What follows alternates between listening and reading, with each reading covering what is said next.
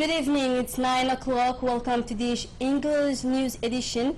Tonight, as top stories we have President Gele, who received 3 new ambassadors in the Republic of Djibouti.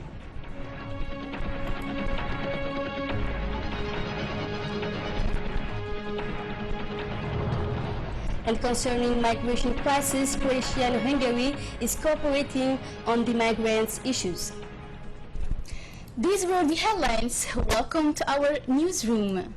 The head of state, Ismail Margele, has received successively this morning at the presidential palace the credentials letters of 3 new ambassadors. In the first place, the head of state has received the new Japanese ambassador, Mr. Tatsuo Are, then the Egyptian ambassador, Mr. Ahmed Adel Subhi, and finally the credentials letters of the Thailandese ambassador, Mr. Birosek Shetavarin. The 3 diplomats were alternately honored being received by the head of state and have for this opportunity conveyed their leaders' sincere wishes of success and health to the president.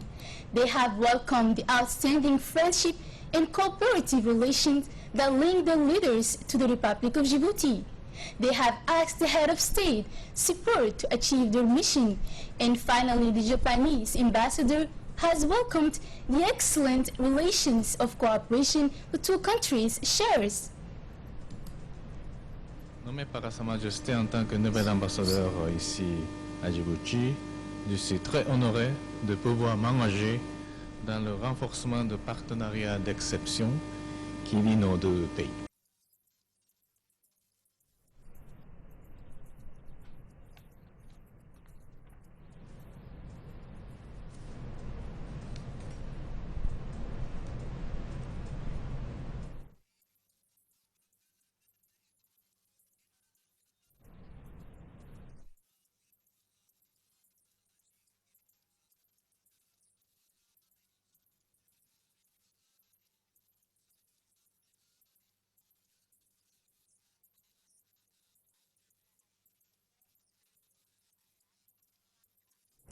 As for the Egyptian new ambassador, Mr. Ahmed Adel Subhi has conveyed to the head of state, Ismail Margele, his best wishes.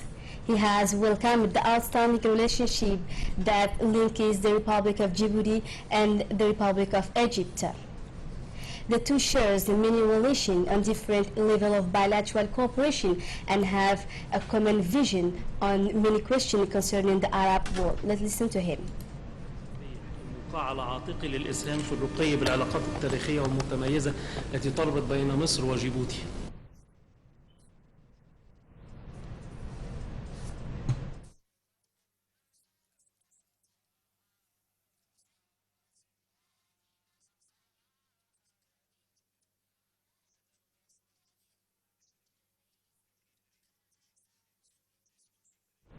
And at last, the new ambassador from Thailand, Mr. Birosek Shetavarin, was extremely proud to serve his country's interests with the Republic of Djibouti in order to strengthen the bilateral relationship between the 2 countries that exist for more than 30 years.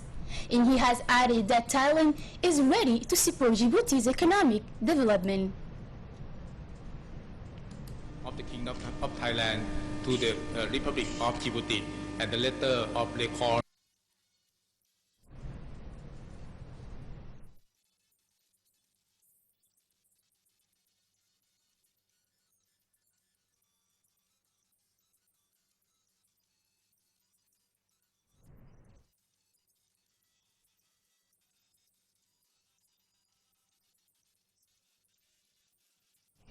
News release in this statement, the High Islamic Council of the Muslims Affairs and Culture Ministry is announcing the Eid al-Adha celebration day. These days will be celebrated on Thursday, the 21st of this month. For these occasions, through this news release, the High Islamic Council is sending its best wishes to the head of state, Ismail Margele, and to the Djiboutian people, praying the Almighty to bless our country as well as the Muslims around the world and to guide us on the right path. Another news release from the Interior Minister, Mr. Hassan Amr Mohammed, is communicating through this statement that the Arafat Day is the 2nd day of the Hajj. pilgrimage day before the Eid al-Adha. 3 days from September 23rd to 25th will be as legal holidays. For this occasion, the Interior Minister is addressing his best wishes of happiness and prosperity for the Djiboutian population and the foreign community living on the national territory. And concerning the 2015 Hajj pilgrimage, the Djiboutian pilgrims participated yesterday evening to the last preparation meeting. Before the beginning of the pilgrimage, they will move tomorrow morning to Muna and Arafat Mountain, with the participation of million pilgrims came from all around the world. After the crossing of Muzdalifah, the pilgrims will be performing the stone throwing against the temptation, and they will cut their hair. Thereafter, the pilgrims will return to Muna to complete the last tawaf before finalizing their Hajj. During the meeting, the pilgrims have been advised on the level scheduled of movement toward Muna, who must in early tomorrow morning. This briefing was also an opportunity for the pilgrimage committee to inform the Djiboutian participants on the different steps of the Hajj.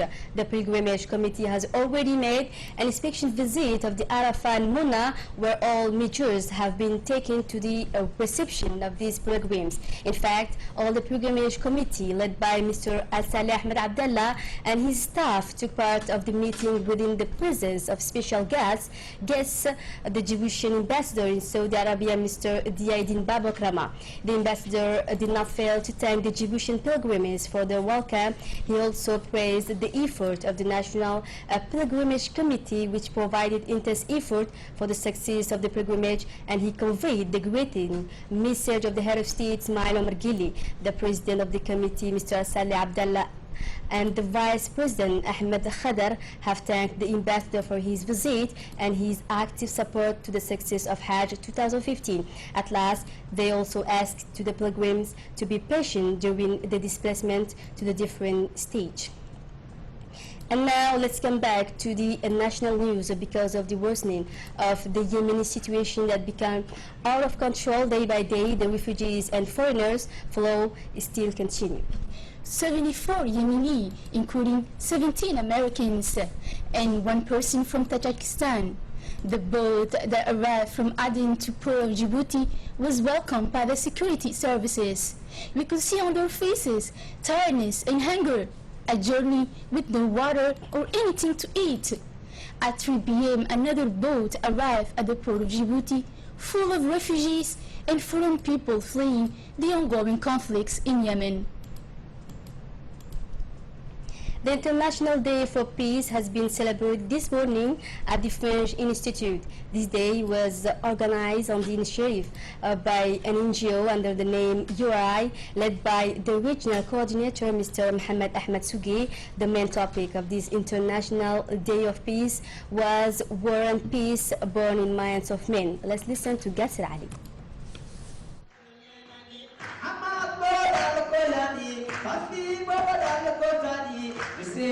These events, first of its kind, has brought together in the Republic and has gathered many people of the civil society. These events open with the traditional dances and promoting peace in the country, particularly the Horn of Africa, a region with ongoing conflicts. The Republic of Djibouti is an exception, a country with peace and stability.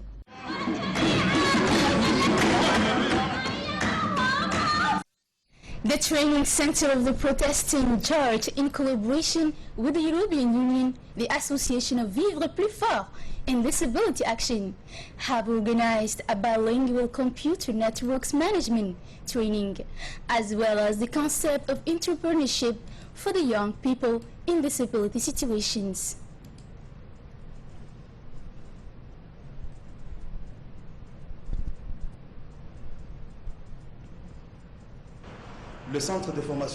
The regiment of Assajog and Loyada Brigade have seized a quantity of tobacco and counterfeit drugs. They also operate the seizure of illicit goods. They then burn it in the presence of the Director Control and Monitoring, Mr. Mohammed Hassan Usman. Among these things, there were 600 tablets of police and a pack of 350 paracetamol, 1,300 gram bags of Novet, 300 tablet bags of amoxicillin, 240 complex bags of Action, 25 cigarette Benson, 15 cigarette cartons Royal, and finally 45 boxes of counterfeit drugs. This operation was supervised by Mohammed Hassan Dileta, Assistant Director, Control and Supervision of Customs. At last, the Director, Control and Surveillance of the Customs, Mr. Mohammed Usman Hassan, did not fail to thank the Loyada Brigade and the National Army for the outstanding work.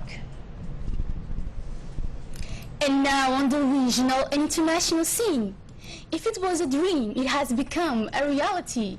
Ethiopia has become the first sub-Saharan country who have a modern tramway, opened Sunday, operating in Addis Ababa capital. This project, which costs around $700 million, 85% mostly funded by China, is a huge asset that symbolizes the big step the country is taking toward development and stamped with technology and urbanizing the city. Reported by Mohammed Adam, let's listen to him. Addis Ababa has its own tramway from 6 o'clock in the morning to 10 o'clock. This tramway will carry around 15,500 people in an hour, and with a speed of 70 kilometers.